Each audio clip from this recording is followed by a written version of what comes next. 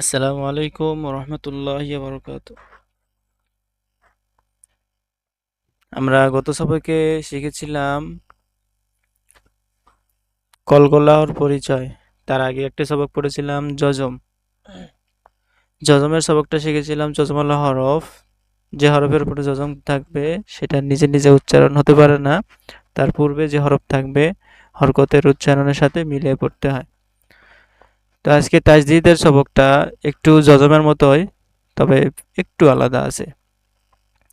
তাজদীদ হলো হরফ দুইবার পড়া যায়, আর যজম হলো হরফ একবারই পড়া যাইতো। ঠিক আছে, তাজদীদ হলো যে হরফের তাজদীদ থাকবে সে হরফটি দুইবার পড়া যাবে। প্রথমবার তাহার ডান দিকের হরকতের সঙ্গে, দ্বিতীয়বার নিজের হরকতের সঙ্গে। তাজদীদ কোনটা এটা আগে চিনতে হবে। হরফের উপর হরফের উপরে দেখেন এই যে তিনটা কাটার মতো একটি চিহ্ন আছে, এটা হচ্ছে তাজদীদ। প্রত্যেকটা ইয়ের মধ্যে এখানে আছে, এখানে আছে, এখানে আছে, এখানে আছে। তো যে হরফের উপরে তাজদীদ থাকবে সে হরফটি দুইবার উচ্চারণ হবে। কেমন? একবার হচ্ছে যজমের মতো, আর একবার নিজে যে হরকত আছে এরকম। যেমন যদি জালের উপরে যজম থাকতো তাহলে আমরা কিভাবে পড়েছি? কাফ জাল জবর কাজ। ঠিক আছে, এই শেষ। আর তাজদীদ থাকার কারণে এই জালটা নিজেও আরেকবার উচ্চারণ হবে। যেমন কাফ জাল জবর কাজ, জাল জবর যা, কাজ যা। তো জালটা কয়বার উচ্চারণ হইলো? দুইবার। তো যে হরফের তাজদীদ থাকবে সে হরফটি এরকম ভাবে দুইবার উচ্চারণ হবে। শিন তা জবর সাত, তা জবর তা, সাতটা। মিম দাল জবর মাদ, দাল জবর দা, মাদ্দা। সিন জিম পেশ সুজ, জিম জের জি, সুজ্জি। জা ওয়াও পেশ জু, ওয়াও জের উই, জুউই। ইয়া পেশ ইউ, আইন জিম জবর আজ, ইউ আজ, জিম জের জি, লাম পেশ লু, ইউ আজ্জিলু। ইয়া পেশ ইউ, সিন বা জবর সাব, বা জের বি, ইউ সাব্বি, হা পেশ হু, ইউ সাব্বিহু। তা পেশ তু, নুন জা জবর নাজ, তু নাজ, জা জের জি, লাম পেশ লু, তু নাজ্জিলু।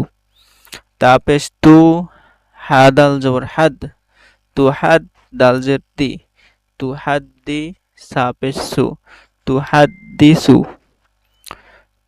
দেখেন যে হরফের উপরে তাজদীদ আছে সে হরফটি দুইবার করে উচ্চারণ হইতেছে, খেয়াল রাখবেন। তা পেশ তু, কাফ জাল জবর কাজ, এই জালটা কাফের সাথে একবার উচ্চারণ হইলো। আবার জাল জের জি, তু কাজি, খেয়াল করে উচ্চারণ করতে হবে, দেখতে হবে কোন হরফের উপর তাজদীদ আছে। ঠিক আছে, যেহেতু আমরা কাফটা বলার সময় জালে দেখতে পাইতেছি জালের উপর তাজদীদ আছে, তো তখন এই কাফকে জালের সাথে ধরে পড়তে হবে। তা পেশ তু, কাফ জাল জবর কাজ, তু কাজ, জাল জের জি, তু কাজ জি, বা পেশ বু, তু কাজ জিবু।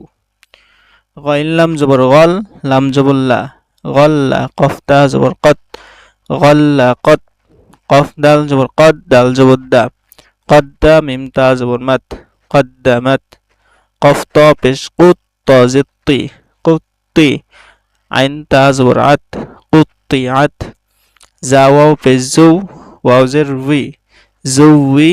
জিম তা জবর জাত। এখানে তায়ের উপরে কি আছে? যজম আছে। যজম তাহলে কিভাবে উচ্চারণ হইলো? জিমের সাথে একবারই উচ্চারণ হইলো, তা আলাদা উচ্চারণ হইল না। জা ওয়াও পেশ জৌ, ওয়াও জের উই, জৌই। জিম তা জবর জাত, জৌই জাত। আইন ত পেশ উত, ত জের তি, উত্তি। লাম তা জবর লাত, উত্তিলাত। এরকম ভাবে যে হরফের উপর তাজদীদ দেখবে সেই হরফটি তার ডান দিক হরকতের সঙ্গে আগে উচ্চারণ করতে হবে, তারপর আবার নিজের হরফে যদি জবর থাকে তাহলে জবর উচ্চারণ করতে হবে, জের থাকলে জের উচ্চারণ করতে হবে, পেশ থাকলে পেশ উচ্চারণ করতে হবে। তো এই ছিল আজকের সবক। বেশি বেশি পড়বো ইনশাল্লাহ। কোরআন শতভাগ সহি করতে হইলে এগুলো কায়দা মনে রাখতে হবে।